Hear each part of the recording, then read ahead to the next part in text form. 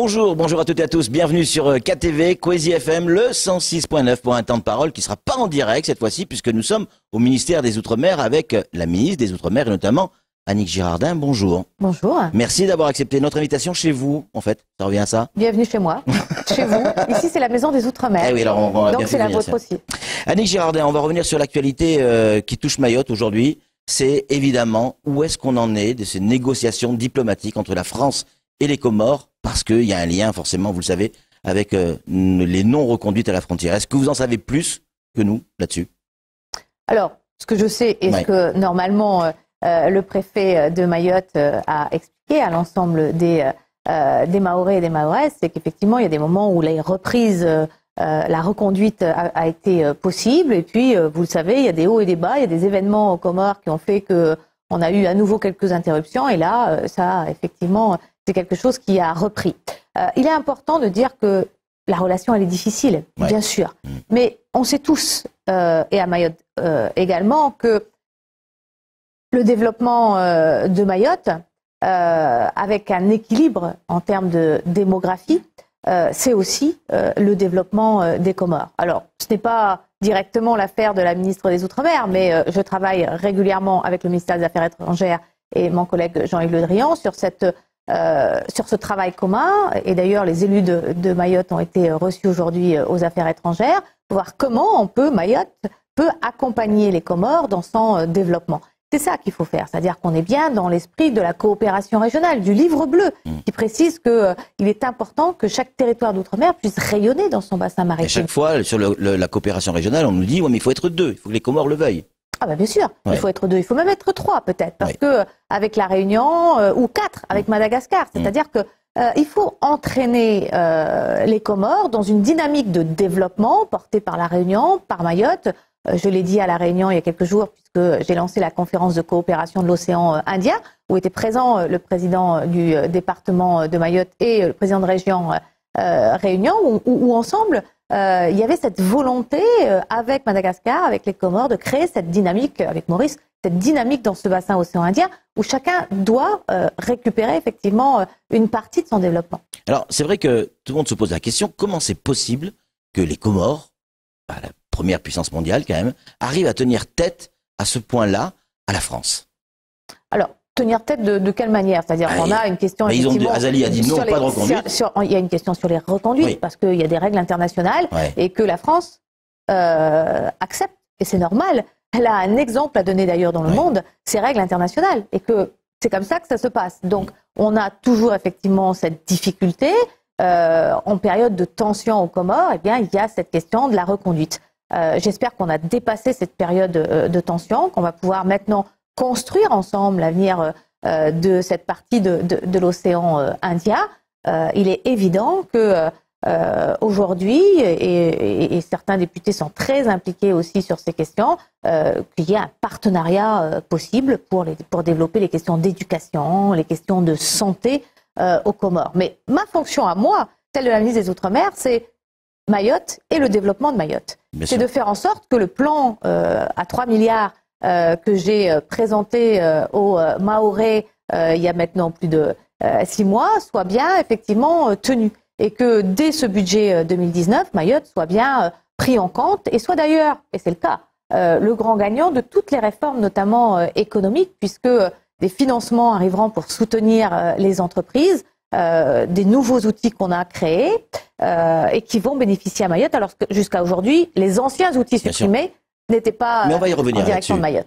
Pour finir avec les Comores, le président Azali, invité a priori par le président Macron aux cérémonies du 11 novembre. Il n'y a rien qui est choquant là? Si les accords sont d'ici là pas remis en cause, si on peut aller plus loin dans un travail collectif, s'il y a l'engagement effectivement des Comores et de son président, il n'y a pas de raison que le président ne soit pas accueilli le 11 novembre. Mais vous savez qu'à chaque fois, moi j'ai toujours dit qu'il faut déjà montrer de la bonne volonté, et pas du côté français, du côté comorien. Et c'est moi, en tant que ministre des Outre-mer, ce que j'attends. Et je suis comme les Comoriens, j'attends ce geste des Comores. Même si j'ai aussi été secrétaire d'État au développement et à la francophonie, vous le savez, dans mon parcours, et je sais quelle est la détresse des Comoriens et des Comoriennes. Donc l'image d'aujourd'hui où on voit la préfecture de Mayotte barricadé par la gendarmerie, ça devrait pas durer. En tout cas, pas comme les impôts, puisqu'on va en parler dans quelques instants. Non, ça ne devrait pas durer. Et c'est pas l'objectif. Et c'est pas l'objectif. On revient sur le budget. On va en parler, si vous êtes d'accord. Tout petit peu de pommade, il en faut, tout petit peu.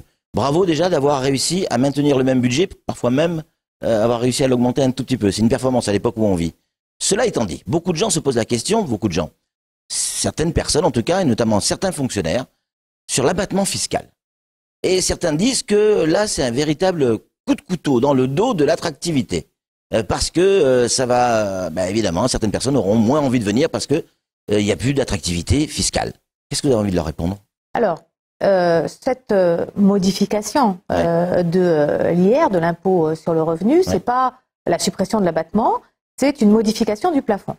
Ce qui veut dire que 4% des plus aisés dans l'ensemble des territoires d'outre-mer, et en pourcentage à Mayotte, ça fait quand même pas beaucoup de monde, vont être touchés par une augmentation effectivement de leur imposition.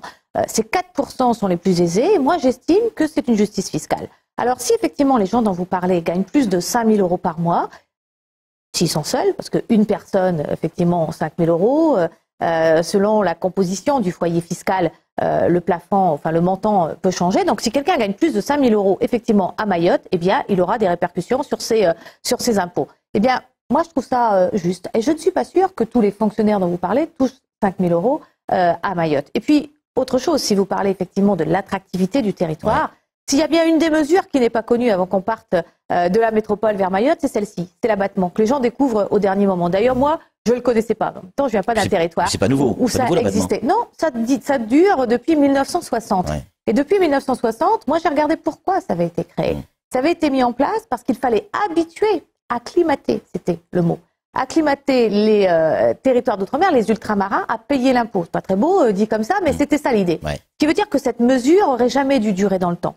Elle est restée, c'est très bien. Aujourd'hui, elle reste, mais on la rend plus juste. Et moi, effectivement, j'estime que cette partie de la population peut participer, puisque c'est un redéploiement. Le financement ou les financements, effectivement, qui étaient donnés à des individus, à des foyers fiscaux, sont aujourd'hui remis au bénéfice des collectivités des territoires d'outre-mer, et donc de Mayotte, pour construire des crèches, pour construire des écoles, pour c'est ça, c'est-à-dire que ce qui va être récupéré va être redistribué en quelque sorte. Mais complètement. C'est un redéploiement de l'effort de l'État. L'État accompagnait individuellement un certain nombre de personnes en leur offrant cette possibilité d'avoir une déduction fiscale. Aujourd'hui, on estime que ce redéploiement, il est beaucoup plus intéressant au service des collectivités. Vous savez, 1 euro, quand il est mis en termes d'investissement, il est 3 fois plus dynamique qu'un avantage donné à une personne. Donc on voit bien que là, il n'y a pas de discussion possible. Vous nous dites quoi en fait? On prend aux riches, on donne aux pauvres, pardon. C'est Robin des Bois en quelque sorte. Moi, j'utilise pas ces mots. Je parle des mais c'est une vraie décision de gauche, ça. Plus aisés. Je crois que chacun sait que je suis une femme de gauche. Mais la France Insoumise a voté contre. Eh bien, je ne comprends pas. La France Insoumise, si vous voulez que je vous le dise. On a eu à l'Assemblée nationale un certain nombre de jeux politiques habituels. Bon, il faut être contre le gouvernement. Alors, on est contre le gouvernement. Mais enfin, voir la France Insoumise et d'autres soutenir les 4% les plus aisés des contribuables d'outre-mer, oui, ça me fait sourire. Ça ne fait pas trop sourire, même un peu en colère. Si vous voulez, le débat d'hier soir était un peu hallucinant, et celui de la semaine dernière également, parce que c'est véritablement ça, c'est-à-dire qu'on serait social ici dans l'Assemblée nationale et on ne le serait pas sur son territoire. Il y a quelque chose qui va pas. En fait, l'important pour moi, c'est effectivement que cette fiscalité, elle soit plus juste. Vous savez, la fiscalité, elle est beaucoup plus injuste dans les territoires d'outre-mer qu'en métropole. Cette décision, je l'ai prise, je l'assume. Je suis une femme de gauche, je l'assume aussi. Je ne l'ai pas prise parce que j'ai une femme de gauche. Je suis aussi obligée et je veux l'être au rendez-vous des besoins de Mayotte, mais aussi des besoins de la Guyane et de d'autres territoires d'outre-mer en matière d'infrastructure. Et vous l'avez dit, c'est un exploit d'avoir récupéré 100% de tous les tout le redéploiement qu'on peut faire. Vous savez, habituellement, d'autres ministres ont essayé avant moi, mais ils n'ont jamais récupéré 100%. Donc, ils ont supprimé leur volonté, ou ils ont annulé leur volonté d'apporter cette modification. C'est dans le rapport de Victorin Lurel que l'on retrouve cette idée de mesure, parce que c'est pas la mienne, je ne savais même pas que ça existait avant d'être ministre des Outre-mer. Et donc, cette idée, elle était bonne, il fallait l'assumer, il fallait sans doute pouvoir effectivement avoir un partenariat avec Bercy, avec Gérald Darmanin pour se dire on y va. L'outre-mer a besoin de financement supplémentaire. On a des contraintes budgétaires en France aujourd'hui, mais il faut qu'on y aille. Quelle solution on trouve? Eh bien, on est plus juste, on est plus équitable fiscalement, et puis on récupère des moyens pour les mettre au service des collectivités. Pour, de toute manière, on ne reviendra pas en arrière. Reconstruire les... Ah non. Bon. Ouais, non, ça y est, c'est voté à l'Assemblée nationale. Ouais. Puisqu'on parle d'argent, budget 2019, Mayotte, ça va donner quoi, globalement? Alors, en montant, globalement, j'ai pas les moyens. Ce qui est clair, c'est qu'on est au rendez-vous de la construction des écoles, de l'eau et de l'assainissement, des coûts de réhabilitation de l'hôpital, de l'ensemble des engagements qu'on a pris en matière de ressources humaines également, que ce soit les enseignants, que ce soit le personnel hospitalier. 2018 est une année où on a commencé à voir les premiers résultats de ce plan d'urgence Mayotte. Et puis 2019, on va voir se concrétiser encore effectivement d'autres structures. Et moi, je veux encore plus loin en 2019 ? Bien sûr. Ouais. Et moi, je veux simplement dire effectivement à tous les Mahoraises et les Mahorais qui m'écoutent que nous avons lancé le site Transparence qui permet, comme en Guyane, et chacun sait combien je tiens à la transparence, parce que vous savez, quand les choses sont pas claires, ça permet à chacun d'avoir sa petite version. Et bien là, c'est très simple. Quand on veut savoir, on va sur le site de la préfecture. On a le site peut suivre le plan d'action Mayotte. Et on suit le plan d'action Mayotte. On voit si ça va assez vite ou pas. On est un citoyen. On peut écrire au préfet et au ministre en disant, écoutez, vous avez fait des engagements, vous n'êtes pas au rendez-vous. Ou on peut dire aussi, oui, ça avance, je le reconnais. Ça, c'est important, le lien direct avec les Mahoraises et les Mahorais, parce que l'engagement, je l'ai pris effectivement devant les élus, mais je l'ai pris aussi devant les Mahoraises et les Mahorais. Beaucoup le reconnaissent, que effectivement, ce gouvernement fait ce qu'il dit pour l'instant. Mais on a toujours besoin plus et plus vite. Les nouveaux investissements pour 2019. Vous avez déjà une idée de ce qui va se passer en 2019 ? En 2019, on a des écoles qui sortent de terre. Ouais. En 2019, on a un hôpital qui va se rénover. On a des hommes, des femmes qui arrivent encore en plus sur le territoire, qui ne sont pas cette fois-ci effectivement, je l'ai dit, sur des missions sécuritaires, mais sur des missions santé, éducation, qui sont des grosses priorités aussi. Vous savez, les premières réponses que je devais apporter, c'était la demande des Mahoraises et des Mahorais, c'est répondre à l'insécurité. Nous avons répondu à l'insécurité et on va en parler. Et bien maintenant, il faut aussi répondre, et c'est extrêmement important, sur le volet éducation, santé, services publics pour tous, de l'efficacité aussi dans les services publics. Et c'est ce que je fais. Avec vous, on va revenir sur le problème de la sécurité à Mayotte. Les chiffres ont été annoncés par Dominique Sorin, préfet de Mayotte, entre autres. Ça annonce une baisse, plutôt encourageant. Alors ça annonce une baisse exactement de 12% sur l'ensemble du territoire. On explique comment cette baisse? C'est toujours, effectivement, malgré tout, une bonne nouvelle. Oui. C'est une baisse.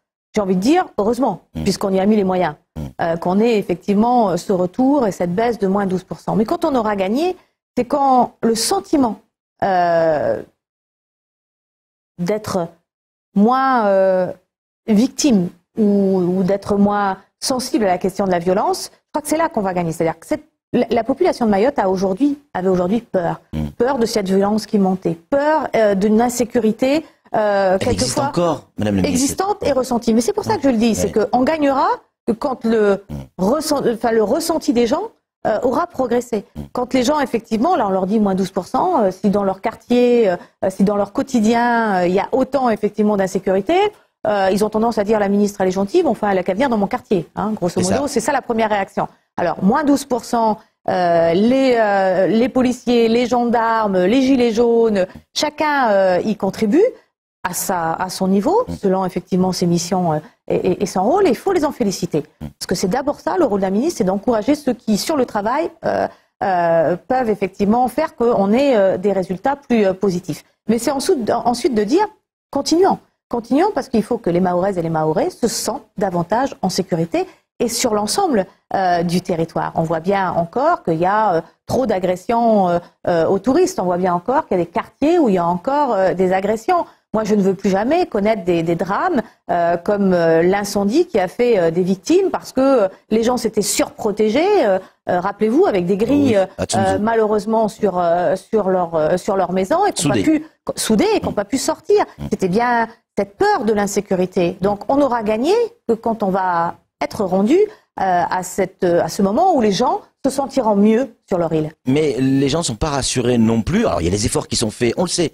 Mais ce qui s'est passé il y a peu de temps en jouant avec des gens qu'on a appelés les insurgés, les enjouanés, ils sont arrivés à Mayotte. Certains sont arrivés à Mayotte, on parle d'une dizaine, certains même parlent de plus de 50, alors qu'apparemment les insurgés étaient à peine 30. Bon, à voir. C'est pas de nature à rassurer la population mahoraise. On ne sait pas s'ils sont véritablement rentrés sans armes ou avec des armes.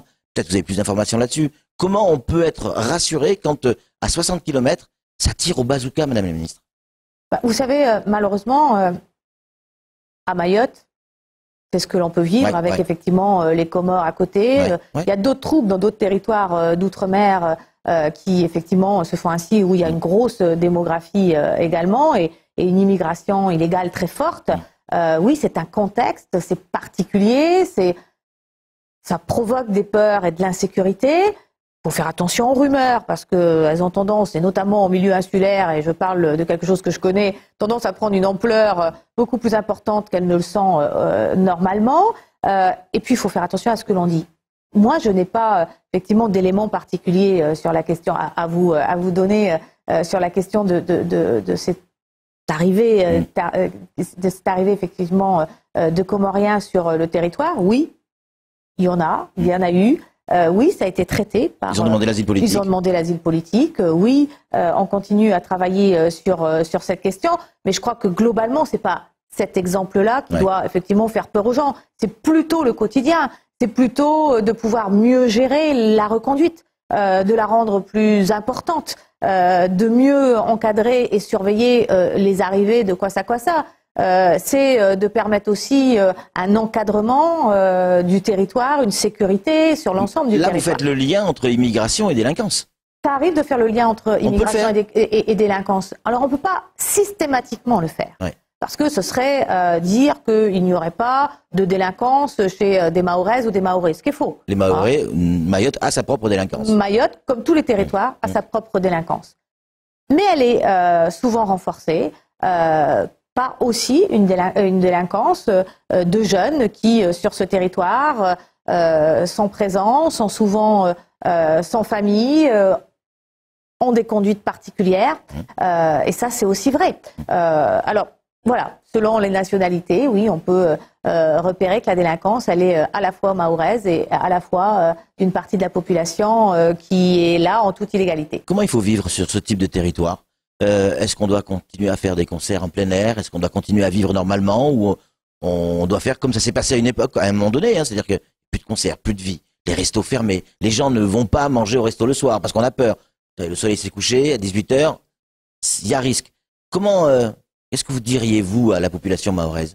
Comment vivre? Moi, ce que je veux, c'est que les Mahoraises et les Mahorais puissent revivre comme avant, puissent revivre normalement, puissent faire des concerts. On va vers ça, mais ce n'est pas encore le cas. Puissent aller à la plage, puissent davantage encore aller dans tous ces sentiers magnifiques qui font découvrir le centre de l'île ou se balader sur les plages en toute sécurité. Le sentiment d'insécurité est là aujourd'hui. Donc il faut qu'on y arrive. Et ça, c'est le travail de l'État. Être davantage encore sur le terrain, être davantage encore efficace, sans doute par un travail de collaboration encore plus important, d'avoir des gilets jaunes qui aident aussi, c'est-à-dire la population doit aussi se saisir de ce volet pédagogique, du volet éducation également de sa jeunesse et des populations pour que on puisse revivre normalement. C'est le travail de tous, mais l'État continuera de faire l'effort qu'il fait. Tourisme, on va parler de tourisme. Mayotte, l'un des plus beaux lagons du monde, on va en parler. Chaque fois qu'on a un ministre qui vient nous voir, on dit une île fantastique, il faut développer le tourisme. Confirme. Ouais, mais seulement il n'y a rien qui se développe. Qu'est-ce qu'il faut faire aujourd'hui pour développer véritablement le tourisme? D'abord, il faut que le territoire puisse y croire davantage. Vous savez, dans beaucoup de territoires d'outre-mer qui n'ont pas encore ou suffisamment développé leur tourisme, il y a une espèce de réticence où on n'y croit pas véritablement. Cette île, elle est magnifique. Vous me dites que tous les ministres l'ont dit, eh bien, je le confirme. J'ai eu la chance de prendre quelques heures pour mettre les pieds dans le lagon ou pour sortir un peu et aller voir les baleines et les tortues. Et j'ai effectivement. Et on va reprocher d'être venu à Mayotte pour venir faire du tourisme. On m'a reproché effectivement. Mais vous savez, pour mieux connaître un territoire, il faut aussi quelquefois prendre ce temps-là. Quand je suis à La Réunion, eh bien oui, je vais à pied à Mafate. Oui, c'est rare qu'on le fasse, mais je le fais. Parce que ce moment-là, il est aussi important. Il est important pour moi, il est important pour les Réunionnais qui le font avec moi et que je rencontre, où personne ne va jamais. Eh bien là, c'est pareil. C'est-à-dire que quand on a une pièce maîtresse, on va le dire, en tourisme, comme le lagon, ben oui, c'est normal que j'aille le voir. Et puis celui qui résiste à mettre les pieds dans l'eau dans le lagon, ben, il y a quelque chose qui ne va pas chez lui. Et moi, j'aime la mer. Et j'aime me baigner. Et je crois que c'est important. J'ai aussi pu survoler Mayotte et voir effectivement en hélico et voir effectivement que je loupais de magnifiques balades pédestres également sur Mayotte. Ce que je veux dire là, c'est que Mayotte a toute sa place dans un développement touristique réorganisé dans l'océan Indien.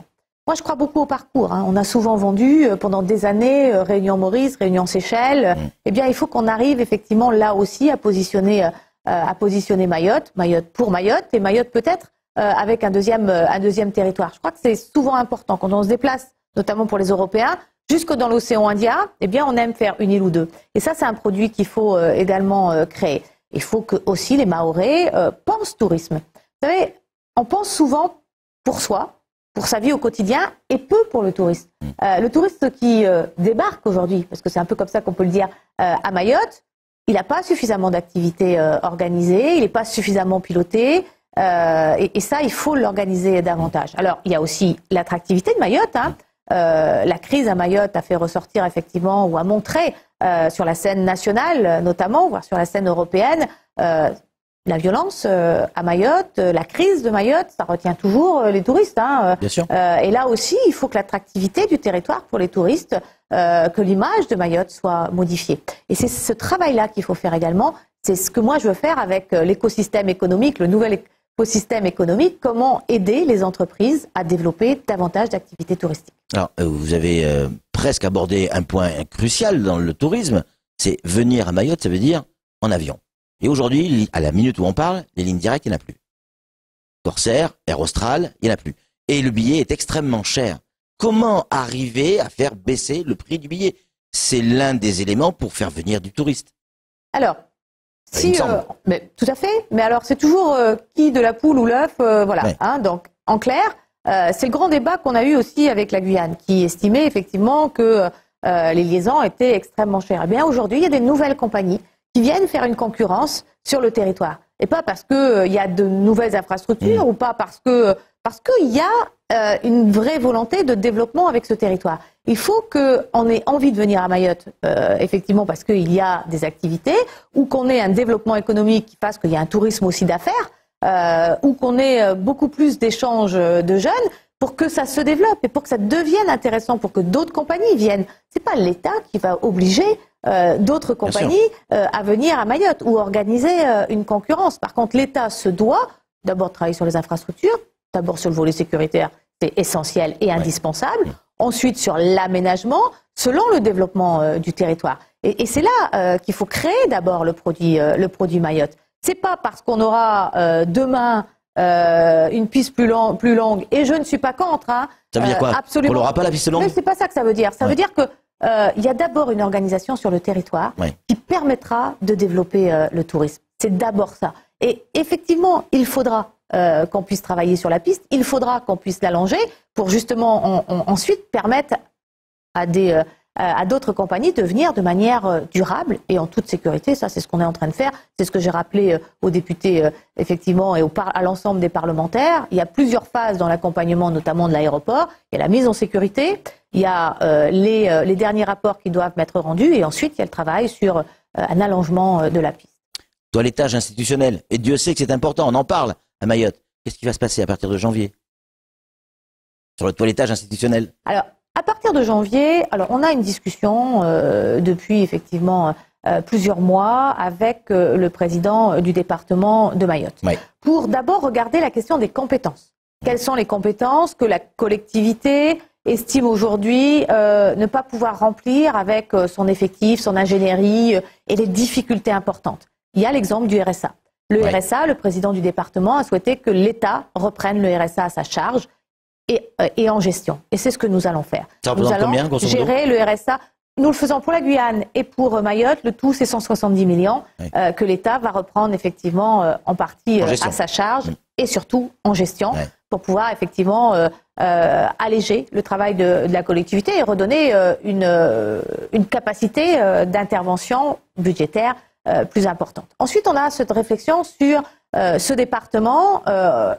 Est-ce qu'il doit, est-ce qu'il peut aussi avoir davantage de compétences, les compétences d'une région, et donc être le département-région de Mayotte et gérer un certain nombre de compétences qui ne sont pas aujourd'hui gérées par le département. C'est un travail que nous allons mener, peser, évaluer, voir avec le président du département à quel rythme ça peut se faire. Et puis, il y a effectivement aller plus loin et modifier cette structure institutionnelle en disant c'est un département-région à la fois. Et du coup, ce département-région, eh bien, il a des modifications statutaires, notamment dans le nombre d'élus, dans ses compétences, dans sa volonté de gérer des crédits européens. C'est un travail que nous allons mener. Moi, l'engagement que j'ai pris, c'est d'accompagner le département. Dans ce fameux toilettage institutionnel, on n'enlève pas le mot département. C'est un département région. Ouais. C'est-à-dire que moi, je viens d'une collectivité où les choses sont différentes, mais où on a un statut différent. Mais les compétences sont département et région. Ouais. Voilà. Donc, ça sera un département avec les compétences aussi d'une région. Si c'est ce que veut le département, encore une fois, l'État n'imposera rien, ni à Mayotte, ni ailleurs. C'est une volonté des élus du territoire. Par contre, l'État regardera quel sera son accompagnement sur chaque projet qui lui sera présenté. Dernière question, parce que c'est déjà fini l'émission. Pourquoi avoir attendu 5 mois pour vous adresser aux Mahorais? C'est-à-dire 5 mois. Ça fait 5 mois que vous ne leur avez pas parlé. Eh bien, pourquoi, depuis 5 mois, vous ne m'avez pas invité? C'est pas faux. Voilà la réponse. Merci beaucoup. Comme aux autres médias du territoire. Ouais. Je suis toujours disponible pour répondre aux médias. La transparence est ma règle, à travers le site Transparence, mais à travers mes interventions, si c'est souhaité. Merci beaucoup, Madame la Ministre, d'avoir répondu à nos questions. C'est tout pour ce temps de parole. Tout de suite, la suite de nos programmes. Merci.